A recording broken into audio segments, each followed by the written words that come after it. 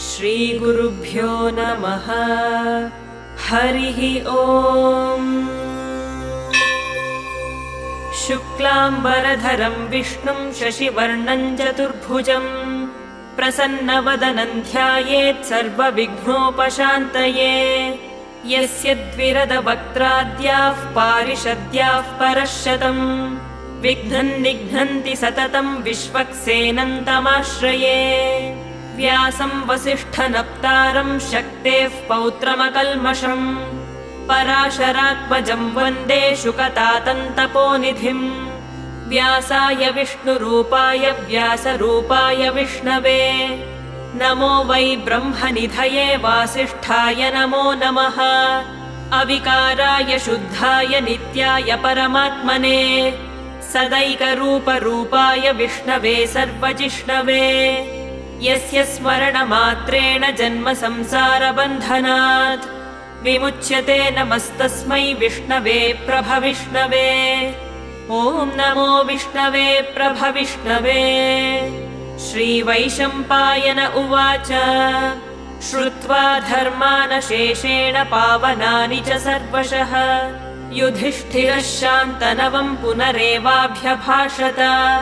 श्रीयुधिष्ठिर उवाच किमेकं दैवतल्लोके किं वाप्येकं परायणम् स्तुवन्तः कङ्कमर्चन्तः प्राप्नुयुर्मानवाः शुभम्। को धर्मः सर्वधर्माणां भवतः परमो मतः किं जपन्मुच्यते जन्तुर्जन्म संसारबन्धनात्। श्रीभीष्म उवाच जगत्प्रभुं देवदेवमनन्तं पुरुषोत्तमं स्तुवन्नाम सहस्रेण पुरुषः सततोत्थितः। तमेव चार्चयन् नित्यं भक्त्या पुरुषमव्ययम् ध्यायन् स्तुवन्नमस्यंश्च यजमानस्तमेव च।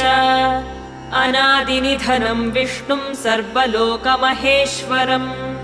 लोकाध्यक्षं स्तुवन्नित्यं सर्वदुःखातिगो भवेत्। ब्रह्मण्यं सर्वधर्मज्ञं लोकानां कीर्तिवर्धनम् लोकनाथं महद्भूतं सर्वभूतभवोद्भवम्। एष मे सर्वधर्माणां धर्मोऽधिकतमो मतः यद्भक्त्या पुण्डरीकाक्षं स्तवैरर्चेन्नरः सदा। परमं यो महत्तेजः परमं यो महत्तपः परमं यो महद्ब्रह्म परमं यः परायणम्। पवित्राणां पवित्रं यो मङ्गलानां च मङ्गलम् दैवतं देवतानां च भूतानां यो व्ययः पिता।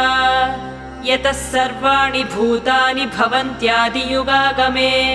यस्मिंश्च प्रलयन्यान्ति पुनरेव युगक्षये।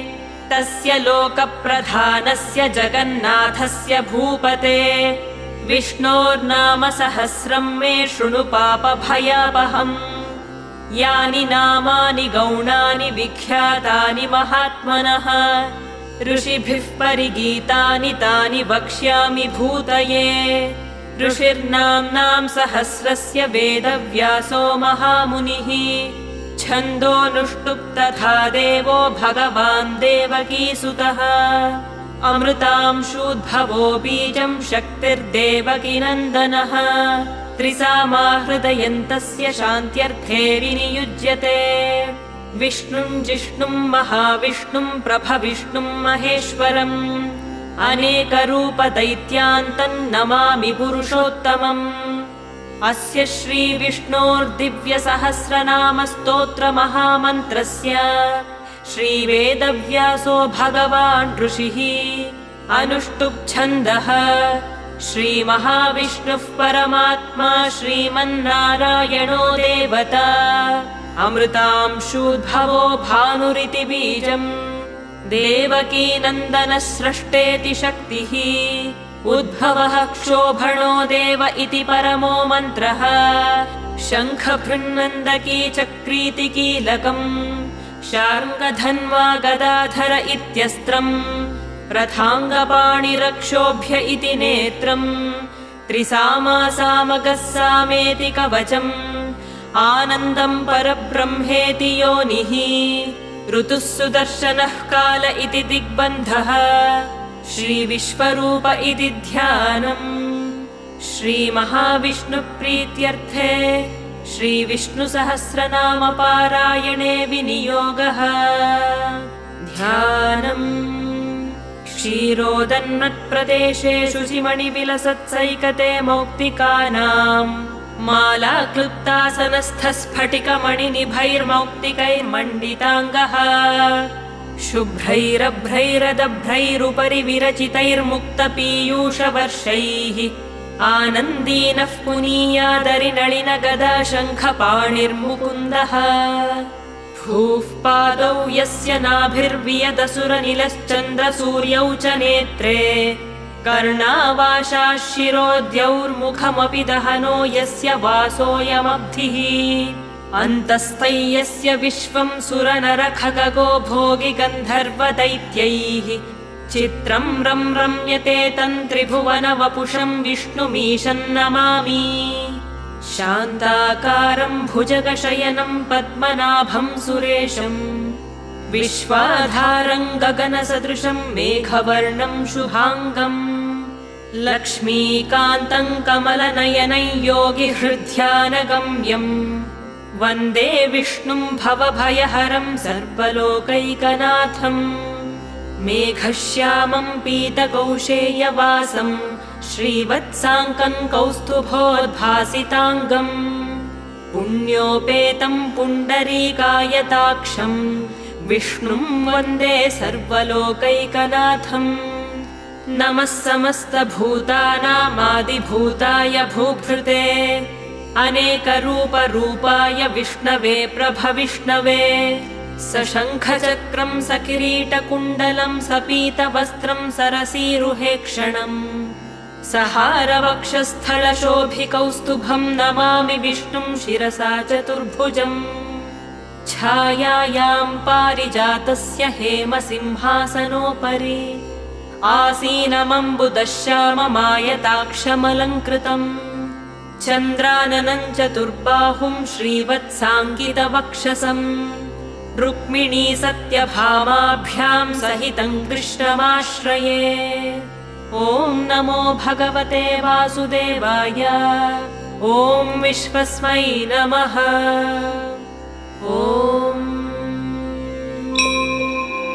विश्वं विष्णुर्वषट्कारो भूतभव्यभवत्प्रभुः भूतकृद्भूतभृद्भावो भूतात्मा भूतभावनः भूतात्मा परमात्मा च मुक्तानां परमागतिः अव्ययः पुरुषः साक्षी क्षेत्रज्ञोऽक्षर एव च योगो योगविदान्नेता प्रधानपुरुषेश्वरः नारसिंहवपुः श्रीमान् केशवः पुरुषोत्तमः सर्वः शर्वः शिवस्थाणुर्भूतादिर्निधिरव्ययः सम्भवो भावनो भर्ता प्रभवः प्रभुरीश्वरः स्वयंभूः शम्भुरादित्यः पुष्कराक्षो महास्वनः अनादिनिधनो धाता विधाता धातुरुत्तमः अप्रमेयो हृषीकेशः पद्मनाभोऽमरप्रभुः विश्वकर्मा मनुस्त्वष्टा स्थविष्ठस्थविरो ध्रुवः अग्राह्यः शाश्वतः कृष्णो लोहिताक्षः प्रदर्दनः प्रभूतस्त्रिककुब्धाम पवित्रं मङ्गलं परम् ईशानः प्राणदः प्राणो ज्येष्ठः श्रेष्ठः प्रजापतिः हिरण्यगर्भो भूगर्भो माधवो मधुसूदनः ईश्वरो विक्रमी धन्वी मेधावी विक्रमः क्रमः अनुत्तमो दुराधर्षः कृतज्ञः कृतिरात्मवान् सुरेशः शरणं शर्म विश्वरेताः प्रजाभवः अहः संवत्सरो व्यालः प्रत्ययः सर्वदर्शनः अजः सर्वेश्वरः सिद्धः सिद्धिः सर्वादिरच्युतः वृषाकपिरमेयात्मा सर्वयोगविनिःसृतः वसुर्वसुमनाः सत्यः समात्मा संमितः समः अमोघः पुण्डरीकाक्षो वृषकर्मा वृषाकृतिः रुद्रो बहुशिरा बभ्रुर्विश्वयोनिः शुचिश्रवाः अमृतः शाश्वतस्थाणुर्वरारोहो महातपाः सर्वगः सर्वविद्भानुर्विश्वक्सेनो जनार्दनः वेदो वेदविदव्यङ्गो वेदाङ्गो वेदवित्कविः लोकाध्यक्षः सुराध्यक्षो धर्माध्यक्षः कृताकृतः चतुरात्मा चतुर्व्यूहश्चतुर्दंष्ट्रश्चतुर्भुजः भ्राजिष्णुर्भोजनं भोक्ता सहिष्णुर्जगदादिजः अनघो विजयो जेता विश्वयोनिः पुनर्वसुः उपेन्द्रो वामनः प्रांशुरमोघः शुचिरूर्जितः अतीन्द्रः सङ्ग्रहः सर्गो धृतात्मा नियमो यमः वेद्यो वैद्यः सदा योगी वीरः माधवो मधुः अतीन्द्रियो महामायो महोत्साहो महाबलः महाबुद्धिर्महावीर्यो महाशक्तिर्महाद्युतिः अनिर्देश्य वपुः श्रीमान् अमेयात्मा महादृधृक् महेश्वासो महीभर्ता श्रीनिवासः सताङ्गतिः अनिरुद्धः सुरानन्दो गोविन्दो गोविदाम्पतिः मरीचिर्दमनो हंसः सुपर्णो भुजगोत्तमः हिरण्यनाभः सुतपाः पद्मनाभः प्रजापतिः अमृत्युः सर्वदृक्सिंहः सन्धाता सन्धिमान् स्थिरः अजो दुर्मर्षणः शास्ता विश्रुतात्मा सुरारिः गुरुर्गुरुतमो धाम सत्यः सत्यपराक्रमः निमिषो निमिषः सर्ग्वी वाचस्पतिरुदारधीः अग्रणीर्ग्रामणी श्रीमान् न्यायो नेता समीरणः सहस्रमूर्धा विश्वात्मा सहस्राक्षः सहस्रपात् आवर्तनो निवृत्तात्मा संवृतः सम्प्रवर्तनः अहः संवर्तको वह्निरनिलो धरणीधरः सुप्रसादः प्रसन्नात्मा विश्वदृग्विश्वभुग्विभुः सत्कर्ता सत्कृतः साधुर्जह्नुर्नारायणो नरः असङ्ख्येयो प्रमेयात्मा विशिष्टः शिष्टकृच्छुचिः सिद्धार्थः सिद्धसङ्कल्पः सिद्धिदः सिद्धिसाधनः वृषाही वृषभो विष्णुर्वृषपर्वा वृषोदरः वर्धनो वर्धमानश्च विविक्तः श्रुतिसागरः सुभुजो दुर्धरो वाग्मी महेन्द्रो वसुदो वसुः नैकरूपो बृहद्रूपः शिपिविष्टः प्रकाशनः ओजस्तेजोद्युतिधरः प्रकाशात्मा प्रतापनः रुद्धः स्पष्टाक्षरो मन्त्रश्चन्द्रांशुर्भास्करद्युतिः अमृतांशूद्भवो भानुः शशबिन्दुः सुरेश्वरः औषधं जगतः सेतुः सत्यधर्मपराक्रमः भूतभव्यभवन्नाथः पवनः पावनो नलः कामः कामकृत्कान्तः कामः कामप्रदः प्रभुः युगादिकृद्युगावर्तो नैकमायो महाशनः अदृश्यो व्यक्तरूपश्च सहस्रजिदनन्तजित् इष्टो विशिष्टः शिष्टेष्टः शिखण्डी नहुषो वृषः क्रोधः क्रोधकृत्कर्ता विश्वबाहुर्महीधरः अच्युतः प्रथितः प्राणः प्राणदो वासवानुजः अपान्निधिरधिष्ठानमप्रमत्तः प्रतिष्ठितः स्कन्दः स्कन्दधरो तुर्यो वरदो वायुवाहनः वासुदेवो बृहद्भानुरादिदेवः पुरन्दरः अशोकस्तारणस्तारः शूरः शौरिर्जनेश्वरः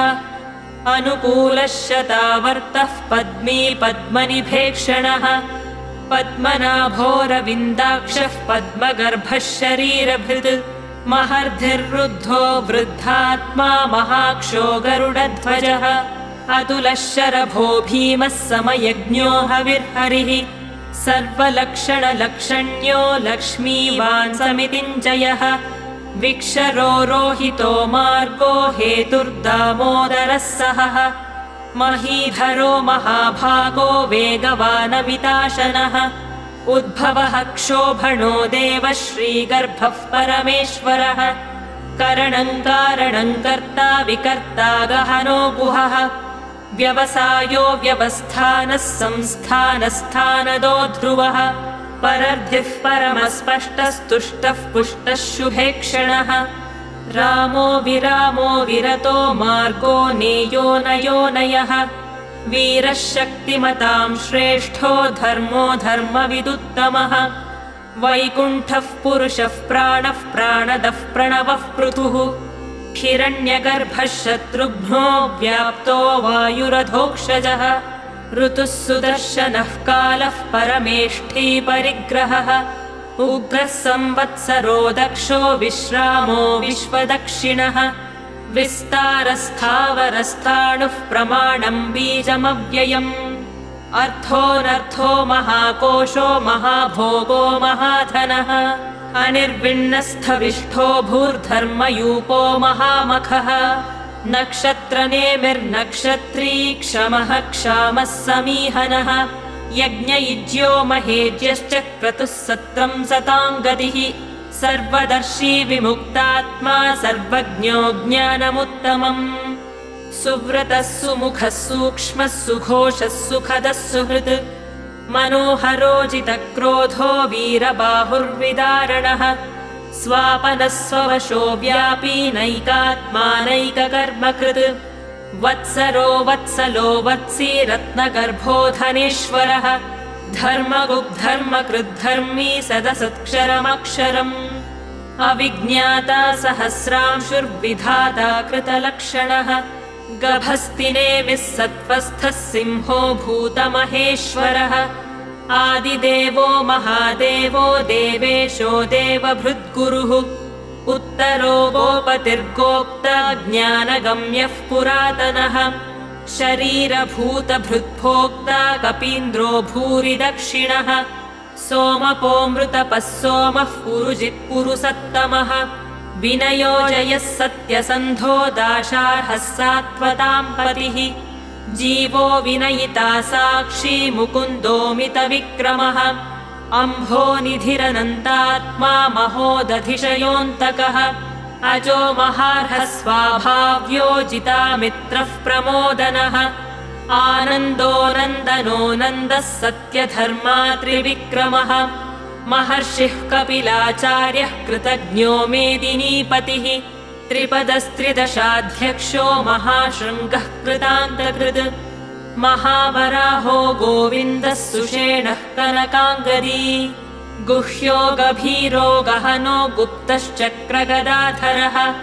वेधास्वाङ्गोजितः कृष्णो दृढः सङ्कर्षणोच्युतः वरुणो वारुणो वृक्षः पुष्कराक्षो महामनाः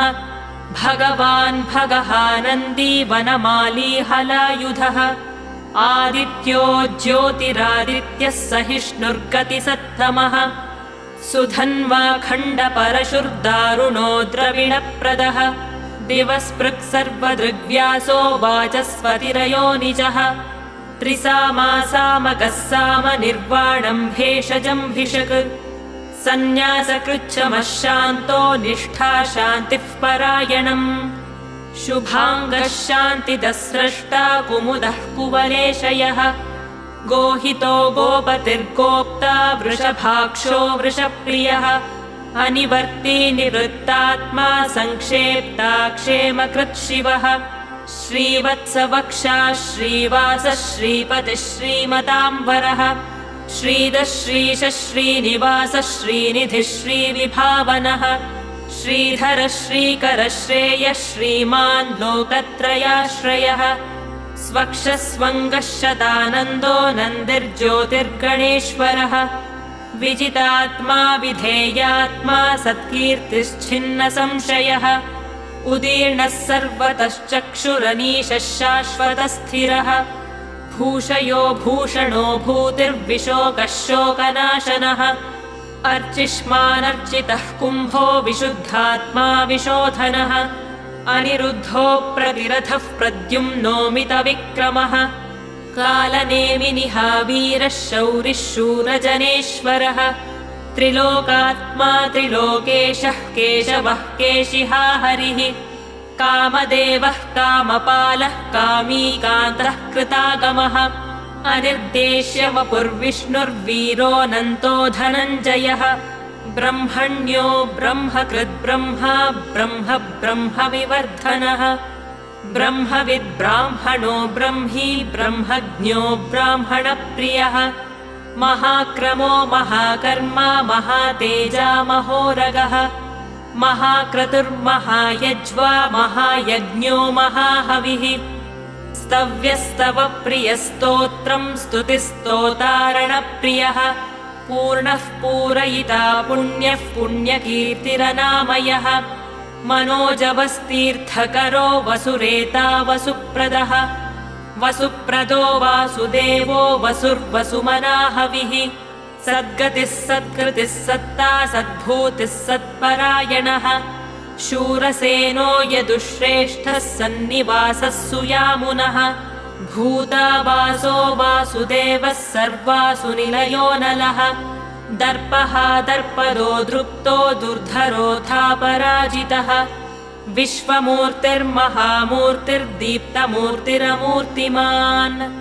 अनेकमूर्तिरव्यक्तः शतमूर्तिः एकोनैकः स वः कः किञ्यत्तत्पदमनुत्तमम् लोकबन्धुर्लोकनाथो माधवो भक्तवत्सलः सुवर्णवर्णो हेमाङ्गो वराङ्गश्चन्दनाङ्गदी वीरः विषमः शून्यो घृताशीरचलश्चलः अमानी मानदो मान्यो लोकस्वामी त्रिलोकधृत् सुमेधा मेधजो धन्यः सत्यमेधाधराधरः तेजो वृषोद्युतिधरः सर्वशस्त्रभृताम्बरः प्रग्रहो निग्रहो व्यग्रो नैकशृङ्गो गदाग्रजः चतुर्मूर्तिश्चतुर्बाहुश्चतुर्व्यूहश्चतुर्गतिः चतुरात्मा चतुर्भावश्चतुर्वेदविदेकपात् समावर्तो निवृत्तात्मा दुर्जयो दुरतिक्रमः दुर्लभो दुर्गमो दुर्गो दुरावासो दुरारिः शुभाङ्गो लोकसारङ्गः सुतं तुस्तं तु वर्धनः इन्द्रकर्मा महाकर्मा कृतकर्मा कृतागमः उद्भवः सुन्दरः सुन्दो रत्ननाभः सुलोचनः अर्को वाचसनः शृङ्गी जयन्तः सर्वविज्जयी सुवर्णबिन्दुरक्षोभ्यः सर्ववागीश्वरेश्वरः महाह्रदो महागर्तो महाभूतो महानिधिः कुमुदः कुन्दरः कुन्दः पर्जन्यः पावनोऽनिलः अमृतांशोऽमृतवपुः सर्वज्ञः सर्वतोमुखः सुलभः सुव्रतः सिद्धः शत्रुजिच्छत्रुतापनः न्यग्रोधोदुम्बरोऽश्वत्थश्चाणूरान्ध्रनिषूदनः सहस्रार्चिः सप्तजिह्वः सप्तैधाः सप्तवाहनः अमूर्तिरनघोचिन्त्यो भयकृद्भयनाशनः अणुर्बृहत्कृशस्थूलो गुणभृन्निर्गुणो महान् अधृतस्वधृतस्वास्यः प्राग्वंशो वंशवर्धनः भारभृत्कथितो योगी योगीशः सर्वकामदः आश्रमश्रमणः क्षामः सुपर्णो वायुवाहनः धनुर्धरो धनुर्वेदो दण्डो दमयिता दमः अपराजितः सर्वसहो नियन्ता नियमो यमः सत्त्ववान् सात्विकः सत्यः सत्यधर्मपरायणः अभिप्रायः प्रियार्होर्हः प्रियकृत्प्रीतिवर्धनः विहाय सगतिर्ज्योतिः सुरुचिर्हुतभुग्विभुः रविर्विरोचनः सूर्यः सविता रविलोचनः अनन्तो हुतभुग्भोक्ता सुखदो नैकजोऽग्रजः अनिर्विण्णः सदामर्षी लोकाधिष्ठानमद्भुतः सनात्सनातनतमः कपिलः कपिरव्ययः स्वस्तितः स्वस्तिकृत् स्वस्तिः स्वस्तिभुक् स्वस्ति दक्षिणः अरौद्रः कुण्डलीचक्री विक्रम्यूर्जितशासनः शब्दादिगः शब्दसः शिशिरः शर्वरीकरः अक्रूरः पेशलो दक्षो दक्षिणः क्षमिणाम्बरः विद्वत्तमो वीतभयः पुण्यश्रवणकीर्तनः उत्तारणो दुष्कृतिः पुण्यो दुःस्वप्ननाशनः वीरः रक्षणः सन्तो जीवनः पर्यवस्थितः अनन्तरूपोऽनन्तश्रीर्जितमन्युर्भयापहः चतुरश्रो गभीरात्मा विदिशो व्यादिशो दिशः अनादिर्भूर्भुवो लक्ष्मीः सुवीरो रुचिराङ्गदः जननो जनजन्मादिर्भीमो भीमपराक्रमः आधारनिलयो धाता पुष्पहासः प्रजागरः ऊर्ध्वगः सत्पथाचारः प्राणदः प्रणवः पणः प्रमाणं प्राणनिलयः प्राणभृत्प्राणजीवनः तत्त्वं तत्त्वविदेकात्मा जन्म मृत्युजरातिगः भूर्भुवः स्वस्तरुस्तारः सविता प्रपितामहः यज्ञो यज्ञपतिर्यज्वा यज्ञाङ्गो यज्ञवाहनः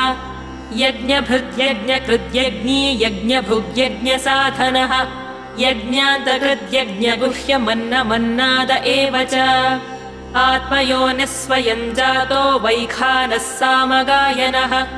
देवकीनन्दनः स्रष्टा क्षितीशः पापनाशनः शङ्खबृन्नन्दकी चक्री शार्ङ्गधन्वा गदाधरः रथाङ्गपाणिरक्षोभ्यः सर्वप्रहरणायुधः सर्वप्रहरणायुध ॐ नम इति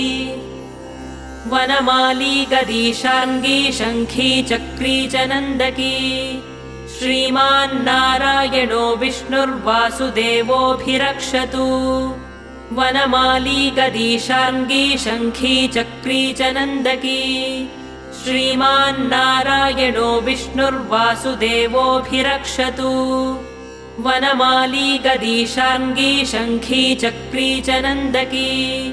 श्रीमान्नारायणो विष्णुर्वासुदेवोऽभिरक्षतु श्रीवासुदेवोऽभिरक्षतु ॐ नम इतीदं कीर्तनीयस्य केशवस्य महात्मनः नाम्नां सहस्रं दिव्यानामशेषेण प्रकीर्तितम् य इदं शृणुया नित्यं यश्चापि परिकीर्तयेत् नाशुभं प्राप्नुयात् किञ्चित् सोमुत्रेह च मानवः वेदान्तगो ब्राह्मणः स्यात् क्षत्रियो विजयी भवेत् वैश्यो धनसमृद्धः स्यात् शूद्रः सुखमवाप्नुयात् धर्मार्थी प्राप्नुयात् धर्ममर्थार्थी चार्थमाप्नुयात् कामानमाप्नुयात् कामी प्रजार्थी चाप्नुयात् प्रजाम् भक्तिमान्यः सदोत्थाय शुचिस्तद्गतमानसः सहस्रं वासुदेवस्य नाम्नामेतत् प्रकीर्तयेत् यशः प्राप्नोति विपुलं ज्ञातिप्राधान्यमेव च अचलां श्रियमाप्नोति श्रेयः प्राप्नोत्यनुत्तमम् न भयं क्वचिदाप्नोति वीर्यं तेजश्च विन्दति भवत्यरोगोद्युतिमान् बलरूपगुणान्वितः रोगार्तो मुच्यते रोगात् बद्धो मुच्येत बन्धनात् भयान्मुच्येत भीतस्तु मुच्येतापन्न आपदः दुर्गाण्यतितरत्याशु पुरुषः पुरुषोत्तमम् स्तुवन्नाम सहस्रेण नित्यं भक्तिसमन्वितः वासुदेवाश्रयो मर्त्यो वासुदेवपरायणः सर्वपापविशुद्धात्मा याति ब्रह्म सनातनम् न वासुदेवभक्तानामशुभं विद्यते क्वचित् जन्म मृत्युजरा व्याधिभयं नैवोपजायते इमं स्तवमधीयानः श्रद्धा भक्तिसमन्वितः युज्येतात्मसुखक्षान्तिः श्रीधृतिस्मृतिकीर्तिभिः न क्रोधो न च मात्सर्यं न लोभो नाशुभामतिः भवन्ति कृतपुण्यानां भक्तानां पुरुषोत्तमे द्यौसचन्द्रार्कनक्षत्रखन्दिशो भूर्महोदधिः वासुदेवस्य वीर्येण विधृतानि महात्मनः ससुरासुरगन्धर्वं स यक्षोरगराक्षसम् जगद्वशे वर्ततेदं कृष्णस्य सचराचरम् इन्द्रियाणि मनोबुद्धिः सत्त्वं तेजो बलं धृतिः वासुदेवात्मकान्याहुः क्षेत्रं क्षेत्रज्ञ एव च सर्वागमानामाचारः प्रथमं परिकल्पते आचारप्रभवो धर्मो धर्मस्य प्रभुरच्युतः ऋषयः पितरो देवा महाभूतानि धातवः जङ्गमाजङ्गमञ्चेदं जगन्नारायणोद्भवम् योगो ज्ञानं तथा साङ्ख्यं विद्या शिल्पादिकर्म च वेदाः शास्त्राणि विज्ञानमेतत् सर्वं जनार्दनात् एको विष्णुर्महद्भूतं पृथद्भूतान्यनेकशः त्रीन् लोकान् व्याप्य भूतात्मा भुङ्क्ते विश्वभुगव्ययः इमं स्तवं भगवतो विष्णोर्व्यासेन कीर्तितम् पठेद्य इच्छेत् पुरुषः श्रेयः प्राप्तुं सुखानि च विश्वेश्वरमजं देवं जगतः प्रभुमव्ययम् भजन्ति ये पुष्कराक्षन् न ते यान्ति पराभवम् न ते यान्ति पराभवम् ॐ नम इति अर्जुन उवाच पद्मपत्रविशालाक्ष पद्मनाभसुरोत्तम भक्तानामनुरक्तानां त्राता भव जनार्दन श्रीभगवानुवाच यो मां नाम सहस्रेण स्तोतुमिच्छति पाण्डव सोऽहमेकेन श्लोकेन स्तुत एव न संशयः स्तुत एव न संशय ॐ नम इति व्यास उवाच वासनाद्वासुदेवस्य वासितं भुवनत्रयम् सर्वभूतनिवासोऽसि वासुदेव नमोऽस्तु ते श्रीवासुदेव नमोऽस्तुत ॐ नम इति पार्वत्युवाच केनोपायेन लघुना विष्णोर्नाम सहस्रकम् पठ्यते पण्डितैर्नित्यं श्रोतुमिच्छाम्यहं प्रभो ईश्वर उवाच श्रीराम राम रामेति रमे रामे मनोरमे सहस्रनाम तत्तुल्यं रामनाम वरानने श्रीराम राम रामेति रमे रामे मनोरमे सहस्रनाम तत्तुल्यं रामनाम वरानने श्रीराम राम रामेति रमे रामे मनोरमे सहस्रनाम तत्तुल्यं रामनाम वरानने श्रीराम नाम वरानन ॐ नम इति ब्रह्मोवाच नमोऽस्त्वनन्ताय सहस्रमूर्तये सहस्रपादाक्षि शिरोरुबाहवे सहस्रनाम्ने पुरुषाय शाश्वते सहस्रकोटियुगधारिणे नमः सहस्रकोटियुगधारिण ॐ नम इति सञ्जय उवाच यत्र योगेश्वरः कृष्णो यत्र पार्थो धनुर्धरः तत्र श्रीर्विजयो भूतिर्ध्रुवा नीतिर्मतिर्मम श्रीभगवानुवाच अनन्याश्चिन्तयन्तो मां ये जनाः पर्युपासते तेषां नित्याभियुक्तानां योगक्षेमं वहाम्यहम् परित्राणाय साधूनां विनाशाय च दुष्कृतां धर्म संस्थापनार्थाय सम्भवामि युगे युगे आर्ता विषण्णाः शिथिलाश्च भीताः घोरेषु च व्याधिषु वर्तमानाः संकीर्त्य नारायण शब्दमात्रम् विमुक्तदुःखा सुखिनो भवन्तु आर्ता विषण्णाः शिथिलाश्च भीताः घोरेषु च व्याधिषु वर्तमानाः संकीर्त्य नारायण शब्दमात्रम् विमुक्तदुःखा सुखिनो भवन्तु आर्ता विषण्णाः शिथिलाश्च भीताः घोरेषु च व्याधिषु वर्तमानाः संकीर्त्य नारायण शब्दमात्रम् विमुक्तदुःखा सुखिनो भवन्तु कायेन वाचा मनसेन्द्रियैर्वा बुद्ध्यात्मना वा प्रकृते स्वभावात् करोमि यद्यत् सकलं परस्मै नारायणायेति समर्पयामि। ॐ शान्तिः शान्तिः शान्तिः।